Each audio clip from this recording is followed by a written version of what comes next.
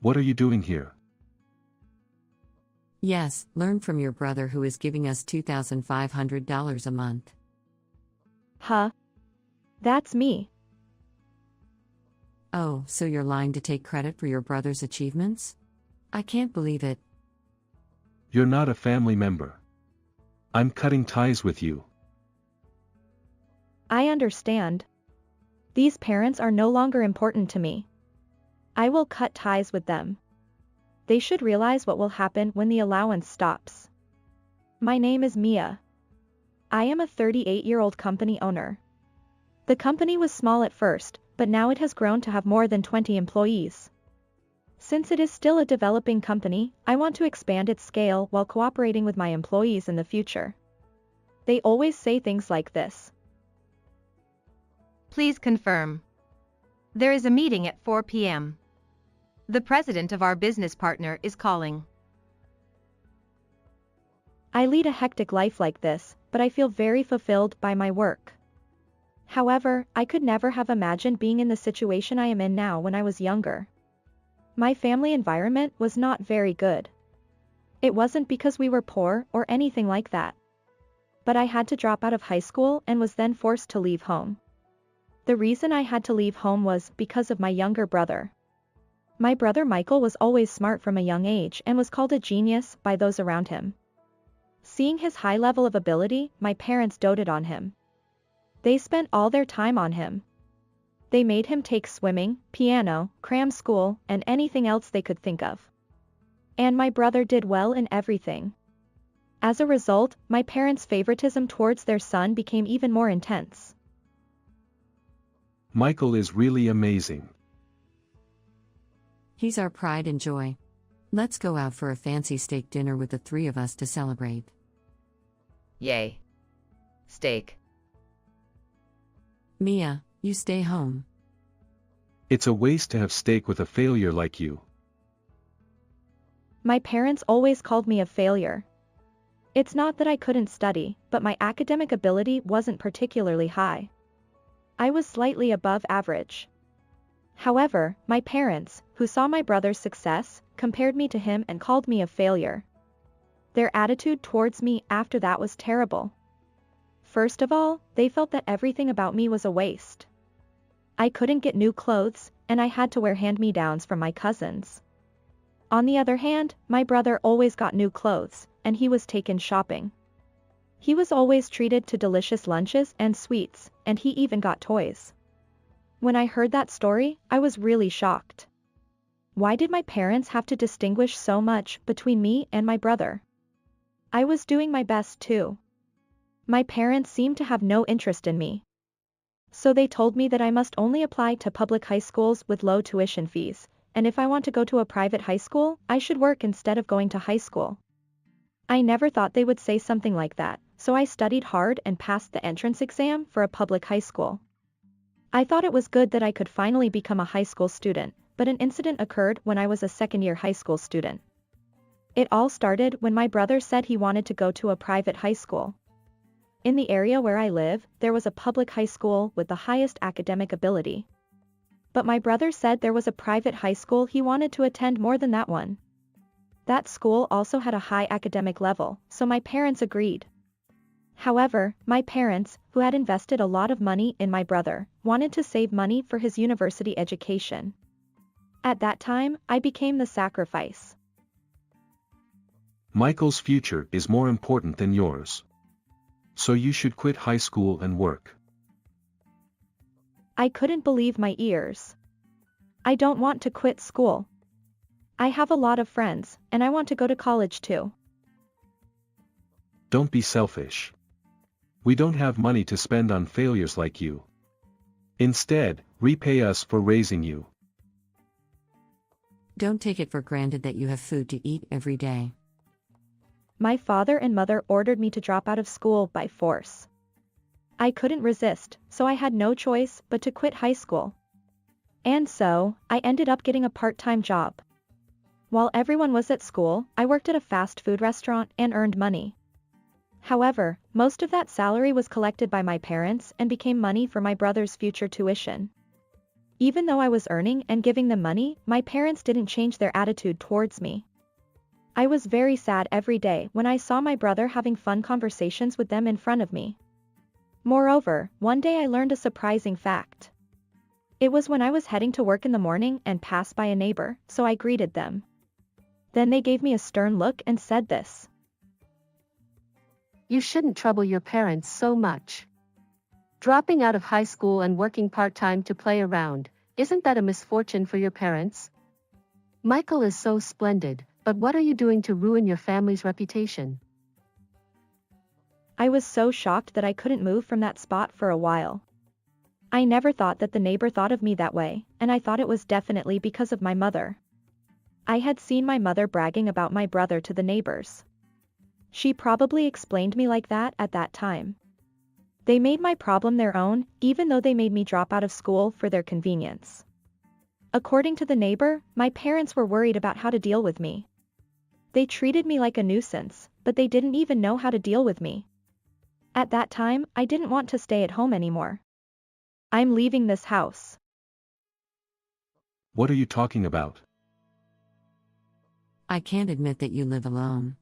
We don't have that kind of money. I'll live alone with my own earnings. I'll transfer the $350 I've been paying out of my salary every month until Michael goes to college, so I don't want to stay in this house anymore. When I said that, my parents finally allowed me to leave. Haha, we don't really want to see your face either. That's right. As long as Michael is here, there's no problem. We don't need an ungrateful and useless daughter. My parents kept saying terrible things until the end. But I got permission, so I'll take it as a good thing. I immediately rented a room and moved out. I had no money at all, so I worked part-time jobs to earn a living. When I became an adult, I started working at a hostess bar on weekends to earn more money. That's when I started to put on makeup properly. I didn't even have money to buy cosmetics until then. But here, I had to put on makeup properly to look beautiful. I asked other cast members for cheap cosmetics, and I worked hard to get them with a small budget. Then I did my own research and came up with makeup that would make me look cuter. Whether it was effective or not, I gradually started to get more and more popular and my income increased. I quit one of my part-time jobs and increased my work at the hostess bar. Since I had worked in customer service before, there was no problem with honorifics and so on. The longer I worked, the more my income increased, and I was able to save money. Then I had a certain desire. That was to go to college. As a high school student, I couldn't earn tuition fees by myself. But now that I was a working adult and my income had increased, I thought I could go to college. From then on, I started studying for the entrance exam in my free time. And a year later, I was able to pass the university entrance exam. I enrolled in a university with a school of pharmacy. The reason I chose that university was because I wanted to develop cosmetics in the future. When I was working at the hostess bar, I became very interested in cosmetics because I did a lot of research on makeup. After that, I spent 4 years going to college while working at the hostess bar to pay for my living expenses. After graduating from college, I was able to get a job at a cosmetics company. I felt like I was getting closer to my dream step by step and was able to spend a very fulfilling time. After I started working, I worked hard every day.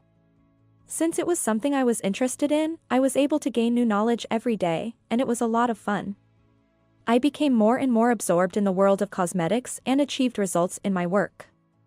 Then I started to think that I wanted to make my own cosmetics and sell them. From there, I started raising funds for my startup. I worked hard every day with my dream as my driving force. There was a time when I thought I would cut down on food expenses and only eat mung beans. And then, a few years ago, I started my own company. It was my first time running a business, and I was too scared to know what would happen, but my curiosity won out. From then on, I developed cosmetics while doing my own sales. My steady efforts bore fruit, and I gradually gained more contracts. I think I was able to build up trust and credibility by carefully completing each job in front of me. At the time of the company's establishment, there was hardly any profit, but now that sales have increased considerably, I am surprised to be able to earn an income that is quite surprising even to myself. When I was thinking of continuing to work hard like this, I received a call from an unknown number. Who could it be? I had a bad feeling, but maybe it was a new business partner. I thought it would be a problem if it was a business partner, so I answered the phone. Hello? Hey, it's been a while, Mia. Wait, is this Michael? You got it. What's up all of a sudden? I was surprised when my brother called me. The last time I talked to him was when I left home. It's been over 10 years since then. I wonder why he called me now. I saw you in a business magazine. I was reading it casually and saw a face that looked familiar and was surprised. I thought. Uh-oh. I did receive an offer for a magazine interview. But I thought my parents wouldn't read it anyway, so I thought it would be okay to accept the interview. But my brother read the article at that time and found out that I was running a company. So what's up? You didn't call me just to report that you saw me in a magazine, did you? Wow, you're sharp. Actually, I want you to send money to Mom and Dad. Huh? Send money? Why me? I had a falling out with my parents. I've been treated pretty badly, so there's no reason for me to send them money. I don't want to send money. Don't say that. Actually. Huh? Dad got laid off? Yeah, it seems like they're having a hard time making ends meet, and Mom always looks sad since she got sick. Huh? Really? I was quite shaken. Even though I've been treated so badly, they're still my parents. I'm worried that my family is going through a tough time. Are you willing to send money? Well, if it's just a little bit, I can help. Great, then I'll give it to them. I'm asking for a monthly allowance of $2,500. $2,500? That's a bit too much. No, when Mom was sick, she had to have surgery and hospitalization, which cost a lot of money. And then Dad got laid off, so it's been tough. I see. I ended up accepting my brother's request and transferring $2,500 as he told me to. Even though they treated me so badly, I couldn't help but feel that I wanted to take care of my parents because they're still my parents. I wanted to help if I could improve the current difficult situation. So I sent money to my parents. It was not a cheap amount, but I was able to live as usual while sending $2,500 a month because I was running a company and had a high income. After that, I sent money to the account my brother told me to while busy with work every day. I still didn't have the courage to meet my parents. But it had been about 3 months since I started sending money, so I thought it would be nice if they contacted me soon. Maybe the fact that my parents are receiving money from me is hard to accept for them who have always denied me. They might not want to admit that they are in a situation where they need help. I spent restless days with various emotions crossing my mind. Then I thought I had no choice but to talk to my parents directly. I wanted to meet them after a long time and hear what they were thinking now. But my brother stopped me when I told him that. Well, Mom and Dad are feeling down now. So I think meeting them might be a little too stimulating. Really? But I'm sending money every month. Yeah, but there are a lot of things going on with Mom and Dad. So please wait a little longer to meet them. My brother told me not to meet my parents like that. And he didn't tell me where my parents were at all. The place where my parents used to live was a rental apartment, but it seemed that they no longer lived there after more than 10 years. My brother still wouldn't let me meet my parents. I thought it would be faster to look for them myself. So I asked a detective agency to find out where they were. My parents were living in a certain apartment. It was a high-rent apartment. Are they really in financial trouble? When I pressed the intercom, I heard my mother's voice. It was the first time I had heard my mother's voice in a long time. Who are you? I wondered if she didn't recognize me after more than 10 years. It's me, Mia. It's been a while, Mom. When I said that, my mother fell silent. Hello? Are you there, Mom? I was worried that the intercom had been cut off. Then my mother said in a cold voice, What are you here for? We don't have any money. She seemed to have some kind of misunderstanding, so I told her that I just wanted to see how they were doing. Anyway, I had the entrance door of the apartment opened and then headed to the room where my parents lived. When I pressed the doorbell, my mother opened the door and greeted me. And there was my father. Hey, it's been a while. My father and mother didn't look much different, but they looked their age. What did you come here for? My parents glared at me with their arms crossed. Hey, don't be so wary. Michael told me that you guys were in a tough situation. Michael? Yeah, he said that you were laid off and that Mom had surgery. It was tough. But we were saved by Michael. You haven't done anything. So why did you suddenly come here now? Huh?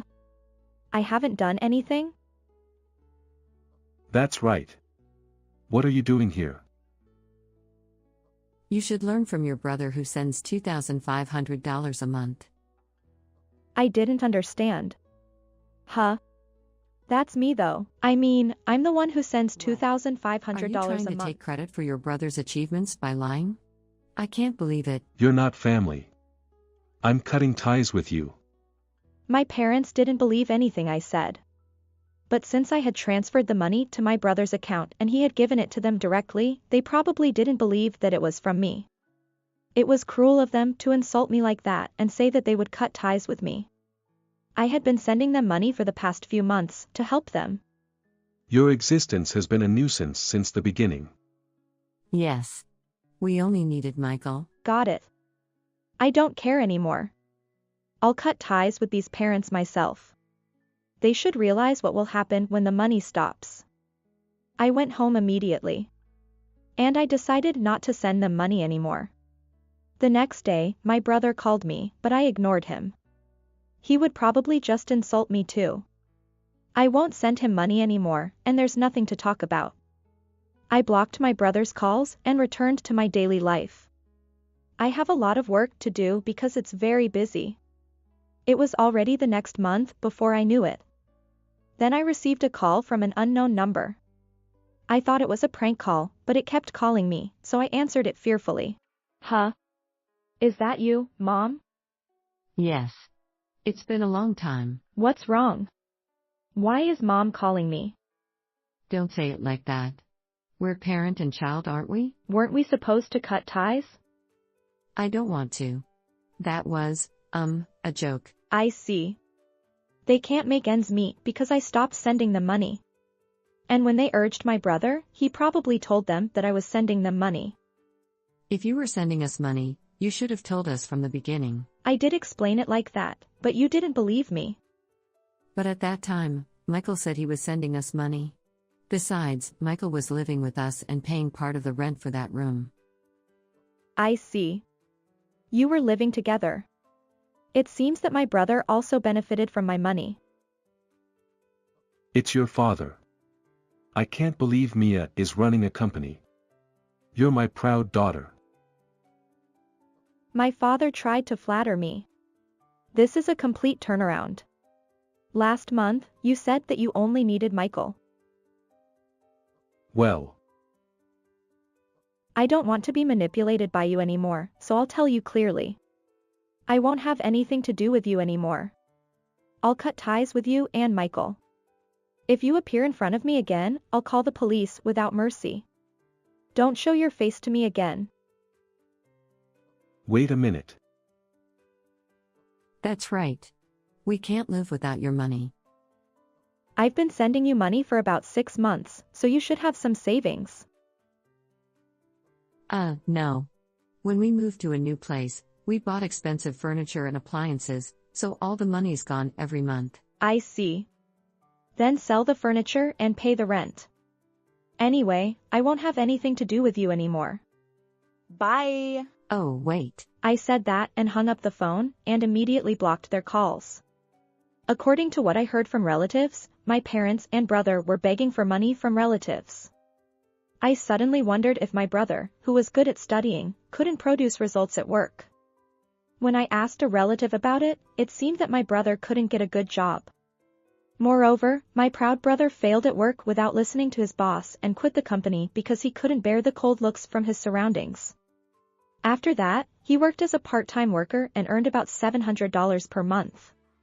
He couldn't tell my parents about it because of his pride, so he put the money I gave him into my parents' house as if he had earned it himself. Well, even if he did that, he would eventually be exposed, and it's all his own fault. I'm going to forget about my parents and brother and keep moving forward with my life. My current family is the employees who work for my company. I'll work hard today to protect their lives. Thank you for watching until the end. If you like, please subscribe to my channel. Let's meet again in the next video. How was this story? Please also, subscribe to my channel. Well then, let's meet again in the next video.